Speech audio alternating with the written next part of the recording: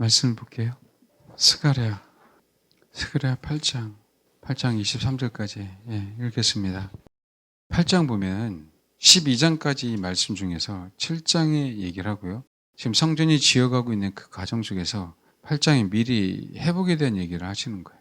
성전이 지어가고 있는데 그 지어가고 있는 과정 속에서 회복에 대한 얘기를 하는데 왜 회복하냐라고 얘기하면 딱 한 단어예요. 7장은 듣지 않았어요. 그들이 여호와의 말씀을, 선지자의 말을 싫어했어요. 근데 8장은 뭐라고요? 성전을 건축하려고 그 지대를 쌓던 날에 있었던 선지자들의 입의 말을 이 날에 듣는 너희는 손을 경고할지어다. 너희가 들었기 때문에 잘 갈 수밖에 없어. 그러니까 그대로 진행해, 이 얘기를 하시는 거거든요. 그래서 8장은 뭘 얘기하냐면 회복에 대한 얘기를 해요. 이들이 하나님의 말씀을 듣지 않았기 때문에 이 얘기를 한 거거든요. 7장 8절에 9절에 망군의 여호와가 이같이 말하여 이르시기를 너희는 진선제표를 행하며 서로 인하와 긍휼을 베풀며 가부와 고와 나그네와 궁핍한 자를 앞서지 말며 서로 하라고 마음에 도모하지 말라 하였으나, 이런 얘기하죠. 아버지의 말씀이 우리에게 들리지 않으니까 이게 안 되는 거예요. 아버지 말씀이 귀에 들렸으면 당연히 이게 삶 속에서 뭐 하는 거예요? 된다고요. 우리 마음이 금강석 같지 않아요. 심지어 뭐라고 얘기하냐면 율법과 만군의 여호와가 그의 영으로 옛 선지자를 통하여, 여러분 그의 영으로 옛 선지자를 통하여라고 전한 말을 듣지 않았다라고 얘기할 때는요, 그냥 영으로 얘기했다는 이 표현이 아니에요. 이적과 표적을 통해서 그들에게 분명하게 알게 했단 말이에요. 성령으로. 알겠습니까? 그러니까 구약 시대에는 성신이 아무에게나 있지 않잖아요. 그렇죠? 성령의 역사가 아무렇게나 역사하지 않잖아요. 특정할 때만 역사하잖아요. 그렇죠? 그러니까 그 얘기는 뭐냐면 정말 강력하게 성령이 역사하셨다. 누구 선지자를 통해서. 근데 그 얘기조차가 이들은 안 들렸다는 거예요. 이게 이제 무서운 거라고. 그러니 어떻게 아버지 말씀을 순복하겠냐고. 마지막에 가면 똑같아요, 여러분. 계시록에 가면 제가 말씀드리잖아요. 성경에는 똑같다고. 뭐라고요? 회개해야 될 타임에 회개를 안 해요. 회개가 안 돼요. 왜요? 그동안 그들이 아버지의 말씀을 듣지 않았기 때문에 그래요. 그런 얘기잖아요. 정말 주님만을 바라봐. 이거는요, 매일 들어봐야 되거든요. 매일 들어야 돼요. 가뭄에 콩나듯이 들으면 안 돼요. 저 아는 후배가 옛날에 그랬어요. 형, 오늘 설교, 목사님 설교 중에 정말 미안한데 예수라는 단어 한 번도 안 했어요. 그러더라고요. 그조차 얘기하지 않고 설교가 끝날 수 있어요. 신기하죠? 근데 여러분, 이거는요, 처음부터 끝까지 매일 들어야 돼요. 어쨌든 들어야 돼요. 그래야 그분에게 관심이라도 조금이라도 생기지. 어쨌든 들려줘야 되고. 정말 무서운 시대에 살고 있다니까요. 앞으로 들릴까요? 안 들려요. 예수라는 이름을 장난쳐요, 장난쳐. 잊었어 그러면서 장난친다고. 그럼 무서워요, 여러분. 들어야 돼요.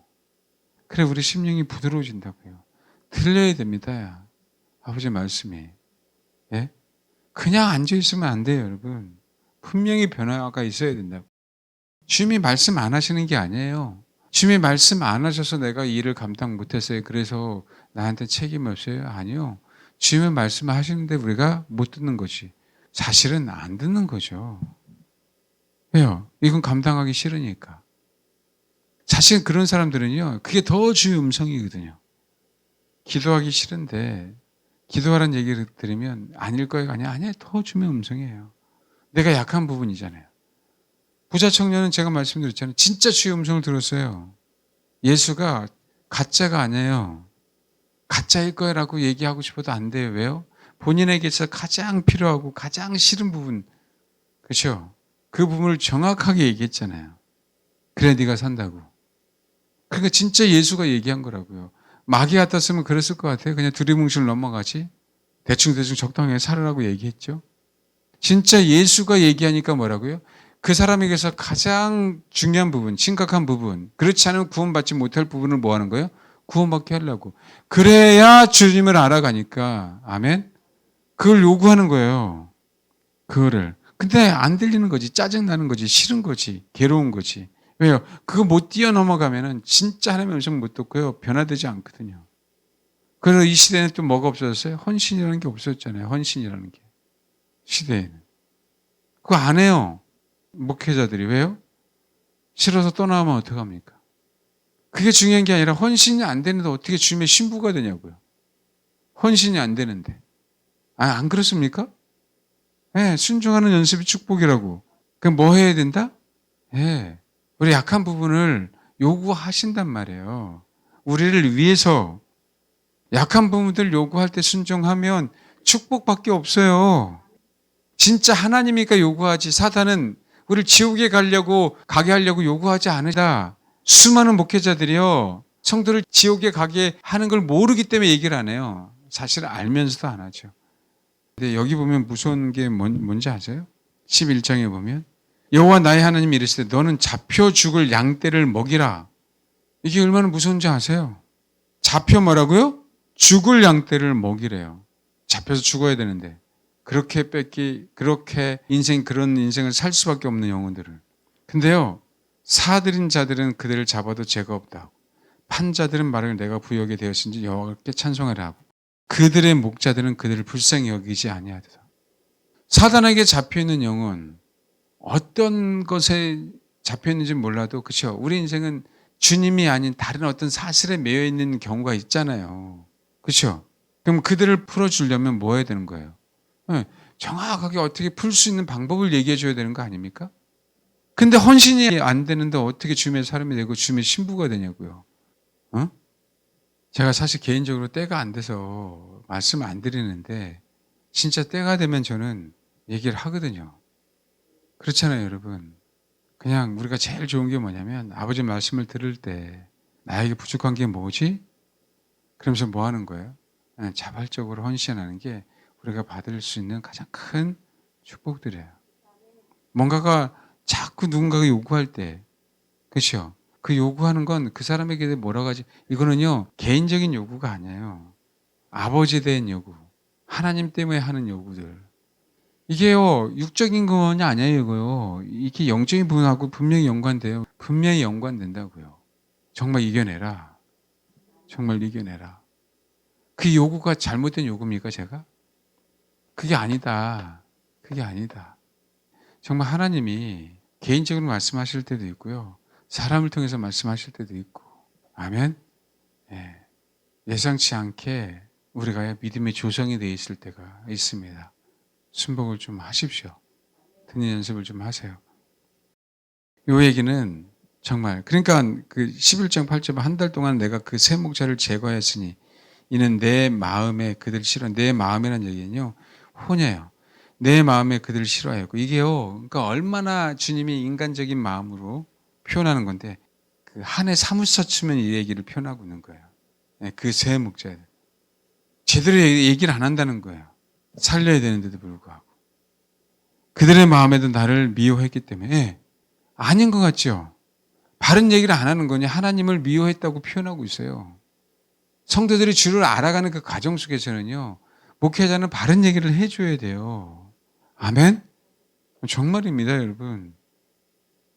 성경대로 또 우리가 그래야 될 타이밍이 있잖아요.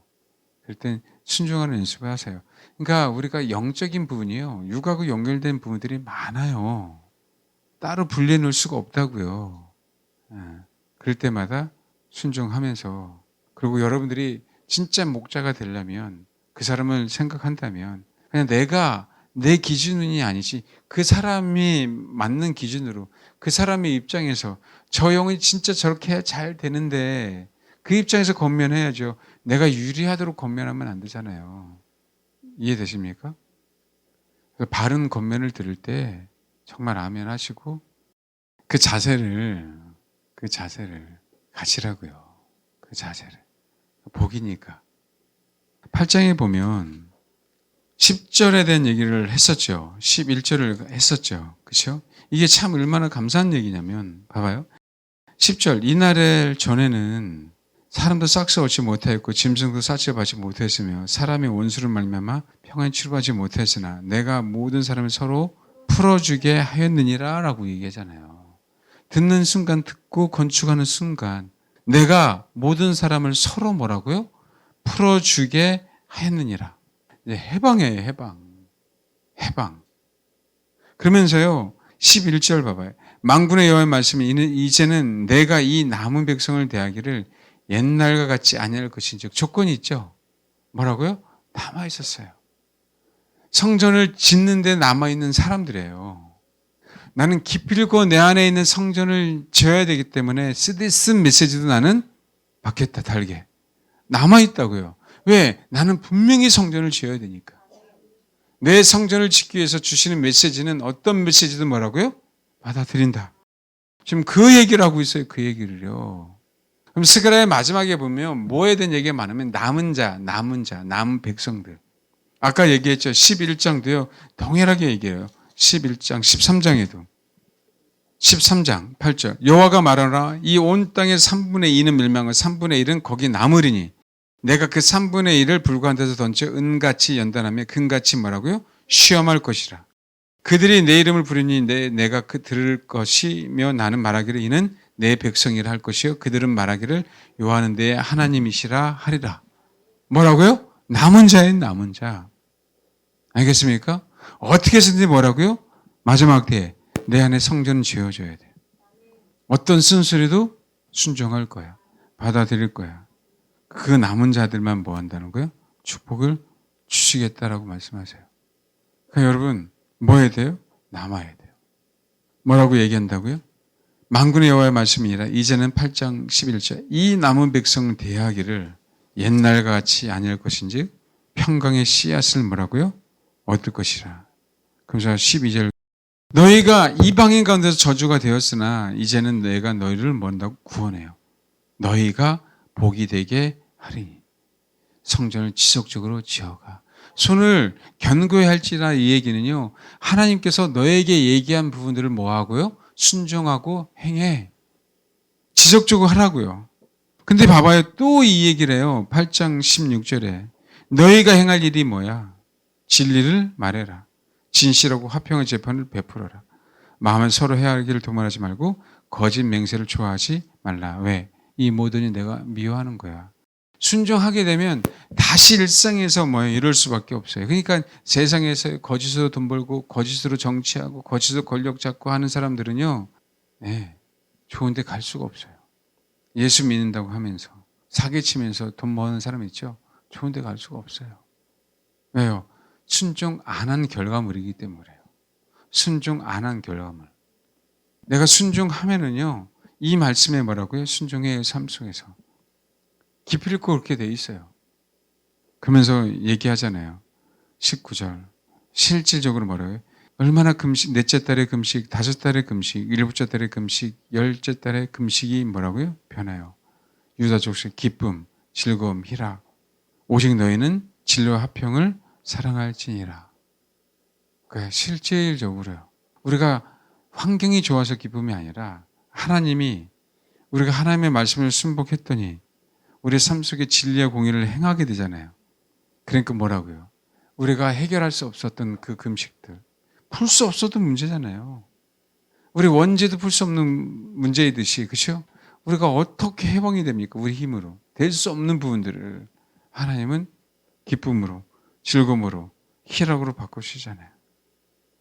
그러면서 우리 9장에 보면 이 얘기를 하시죠. 물론 앞부분을 얘기해야 될 부분인데 하나님 어떻게 구원을 베푸는지 9장에 우리가 이렇게 준비되니까 어떻게 주변에 있는 소위 얘기하는 사단을 정복하시는지 무릎을 꿇게 하는지 우리를 어떻게 사용하시는지에 대한 얘기를 하면서요. 제가 주일날 오후에 못했던 얘기죠. 그러면서 뭐라고요? 계속적으로 그 얘기예요. 16절, 9장 16절.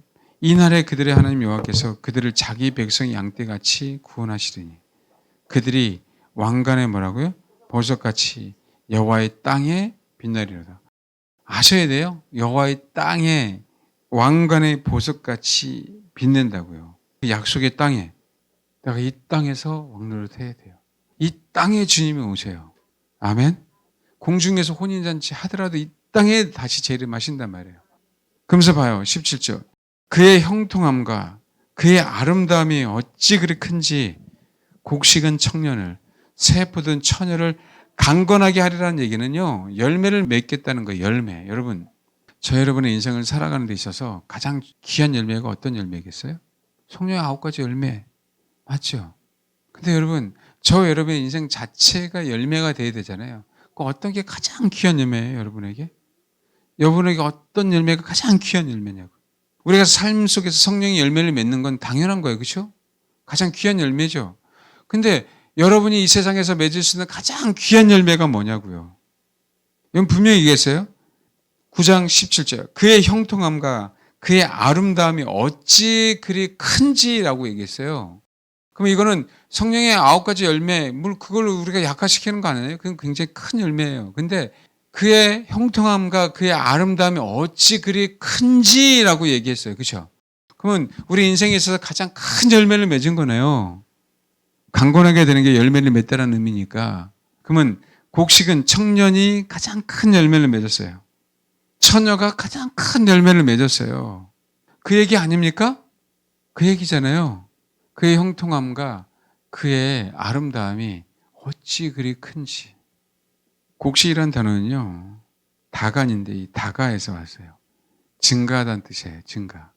근데 이 뭔가가 많이 증가하기 위한 씨앗이 되는 거죠. 그렇죠? 곡식은. 근데 봐봐요. 청년이라는 단어는요, 이 단어가 원래 선택하다는 단어에서 왔어요. 근데 이게 뭐냐면 청년들이기 때문에 20세 이상 되는 사람들을 군사로 모집할 수 있죠. 그래서 뭐예요? 군인들을 선택한다는 의미였을 때 이 단어, 청년이라는 단어를 썼어요. 싸울 수 있는 사람. 그러면 곡식은요 뭐라고요? 예, 청년을 만들잖아요. 열매를 맺도록. 그러니까 곡식은요 증가시켜요. 소위 말하는 청년을 증가시키잖아요. 그 얘기는 어떤 의미입니까? 봐요. 그러고 나서 또 새 포도주는 처녀를 강건하게. 처녀는 말 그대로 처녀예요. 처녀는. 여러분, 예수님이 진짜 세상에서 가장 맛있는 빵인 거 아세요? 예수님이 진짜 세상에서 가장 맛있는 포도주인 거 아십니까? 그럼 왜 얘기하죠? 지금 여기에요. 하나님이 회복시켜 주는데 9장 9절부터 쭉 얘기하면 주님의 오심을 얘기해요. 9장 9절에 시온에 따라 크게 기뻐할지어라. 예루살렘에 따라 즐거이 부를지어라. 보라, 내 왕이 내게 임하나니 그는 공의로우시며 구원을 베푸시며 겸손하셔 나귀를 타시는 나귀의 작은 것 곧 나귀의 새끼라 그랬죠. 나귀 새끼니까 나귀 새끼 나귀의 어린 걸 타는 게 아니고요. 어느 암나귀의 새끼를 얘기해요. 그러니까 다 큰 나귀라고. 그러니까 우리가 성경을 그 원어가 그래요. 원어가. 나귀 어린 나귀가 아니라 제가 우리 어머니의 아들이잖아요. 내가 아기는 아니잖아. 그 얘기를 하고 있는 거예요. 뭔지 알겠죠? 나귀 새끼는. 그 의미입니다. 그러니까 우리가 잘못 알고 있었던 거예요. 나귀의 작은 것, 나귀의 작은 것이라고 얘기했을 때 이 나귀는요, 숫땅나귀예요. 곧 나귀의 새끼니라. 여기에서 나귀는 암나귀예요. 원어가. 그러니까 정상적인 숫땅나귀, 그 다음에 암나귀에서 나온 그 어린 새끼, 그 새끼가 다 컸어. 그 얘기를 의미한 거지 작은 새끼가 얘기하는 건 아니란 얘기예요. 10절 내가 에브라임의 병과 예루살렘의 말을 끊겠고 전쟁하는 활도 끊으니 이방 사람에게 화평을 전할 것이요 그의 통치는 바다에서 바다까지 이르고 유브라데 강까지 강에서 땅까지 이르라. 예수 그리스도가 오셨기 때문에 이제 전쟁이 없는 거야. 그런데 예수 그리스도가 뭐라고요? 이제는 돌아가시게 되잖아요. 그렇죠? 그러고 나서 11절 또 너로 말할지 내 언약의 피로 말미암아 내가 내 갇힌 자들을 물 없는 구덩이에서 놓았나니. 그동안 갇혀 있었죠. 근데 그 언약의 피가 구덩이에서 우리를 나오게 했단 말이에요. 예수가 오셔서. 그러고 났더니 우리가 뭐가 돼요? 12절부터는 여러분 그 12절부터는 용사가 돼요. 용사가. 그 내용을 얘기하고 있어요. 15절은 무서운 얘기잖아요. 봐요. 만군의 여호와께서 그들을 호위하시리니 그들의 원수를 삼키며 물맷돌을 밟을 것이며 그들이 피를 마시고 즐거이 부르기를 술 취한 것 같이 할 것인즉 피가 가득한 동화에도 같고 피 묻은 제단 모퉁이와도 같을 것이라. 이게요. 우리들이 지금 피를 먹고 있다는 얘기예요. 전쟁에서 뭐 했다는 거죠? 승리한 용사들. 아멘. 그러면서 이 날에 그들의 하나님 여호와께서 그들을 자기 백성의 양떼같이 구원하시리니 그들이 왕관의 보석같이 여호와의 땅에 빛나리로다. 그의 형통함과 그의 아름다움이 어찌 그리 큰지 곡식은 청년을, 새 포도는 처녀를 강건하게 하리라. 이제는 마지막 때에 대해서 이 말씀을 하고 계셔요. 그의 형통함, 그의 아름다운 마지막 때, 예수 그리스도로 말미암아 그것을 믿고 예수 그리스도 용사가 된 자들, 이게 온전한 회복이잖아요. 성전을 지어가는데 온전한 회복이 이거잖아요. 그런데 그 마지막 때 그 형통함과 아름다움 어찌 그리 큰지, 곡식은 청년을, 새 포도주는 처녀를 강건하게 하겠다는 얘기는 뭐예요? 신부로 만드는데 그날을 웨딩 드레스를 입고 그날을 신은 신부로 만들겠다. 결국은 뭐예요? 열매가 나타나는데 성전을 지은 이스라엘 백성 각 사람들아 잘 들어라. 10장 1절에 보니까 봄비가 올 때 여호와 곧 구름을 일게 하시는 여호와께 비를 구하라.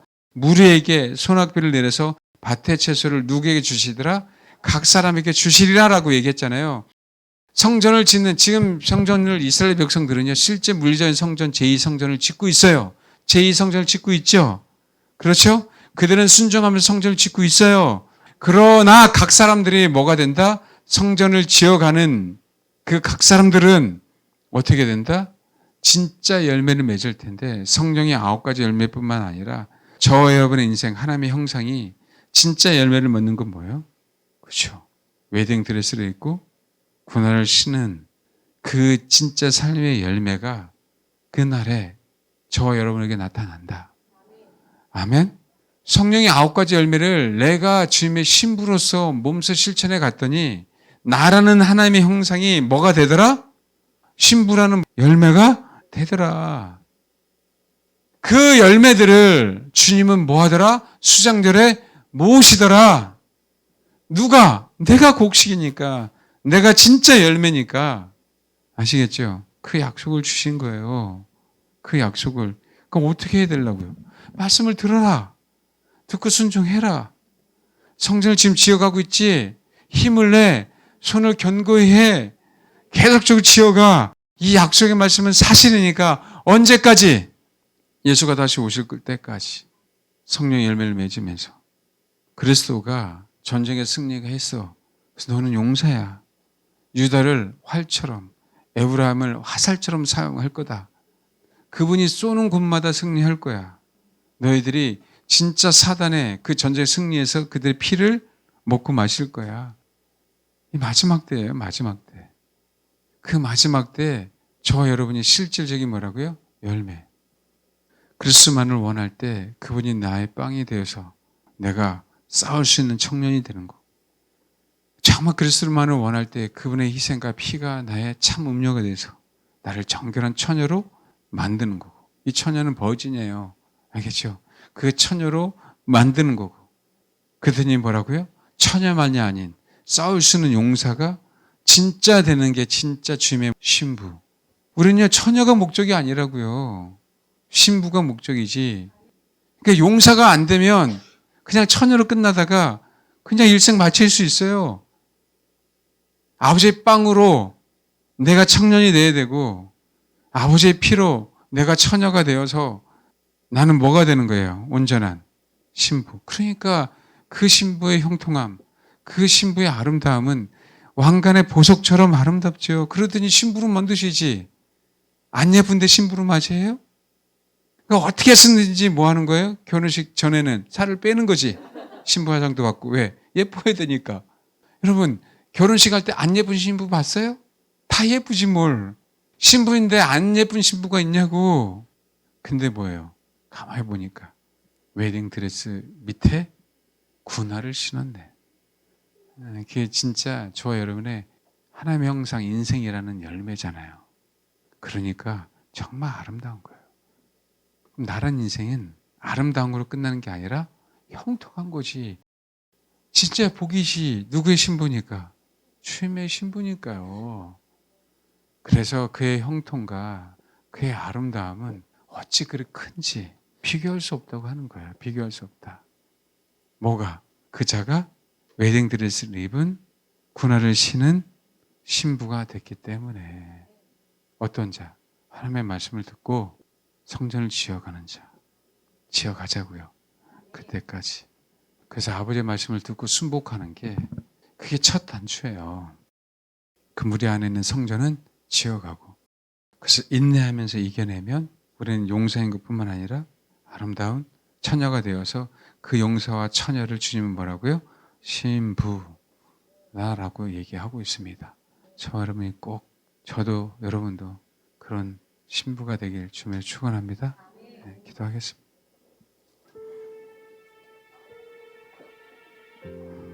만군의 여호와가 이같이 말하노라. 만군의 여호와의 집 곧 성전을 건축하려고 그 지대를 쌓던 날에 있었던 선지자들의 입의 말을 이 날에 듣는 너희는 손을 겨누고야 할지어다. 주님이 말씀하세요. 이유는 알지? 내가 너를 왕관의 보석처럼 빛나게 할 거야. 내가 너를 형통하게 할 거고 아름답게 할 거야.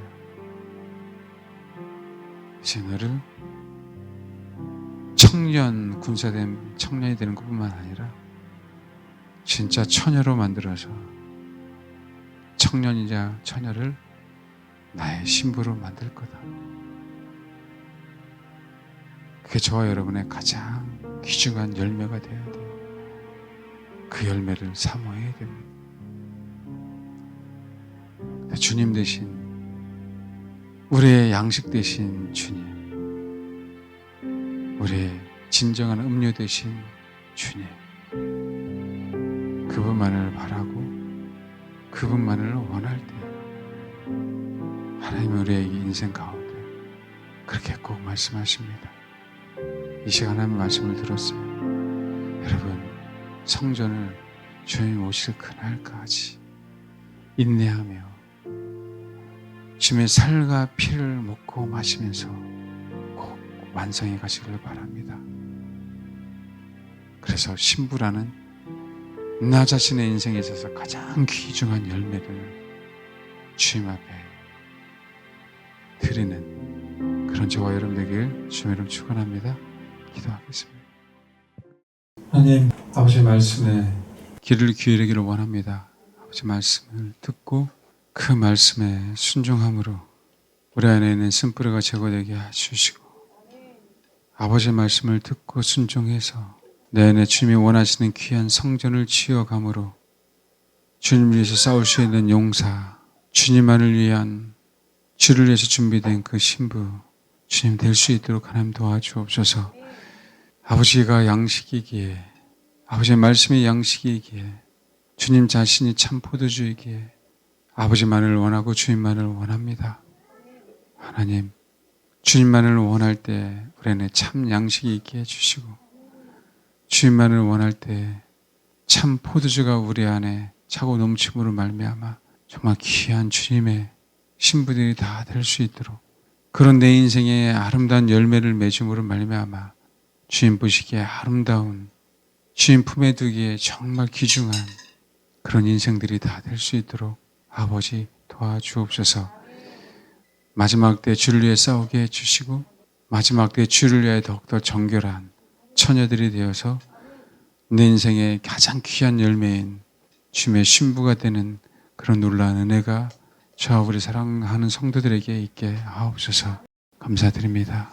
예수님의 이름으로 기도합니다. 아멘.